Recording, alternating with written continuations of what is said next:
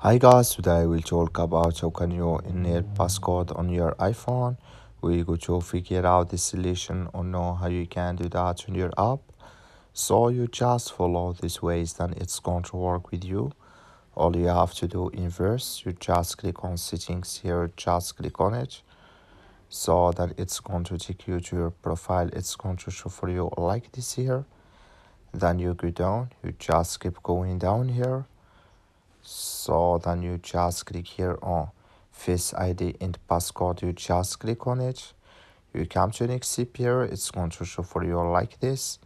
Then you go down here. You just come here to turn on passcode on.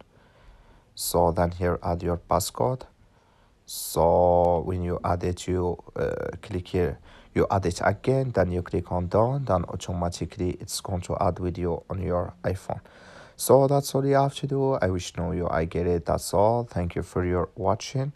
Don't forget to support us by liking, subscribe.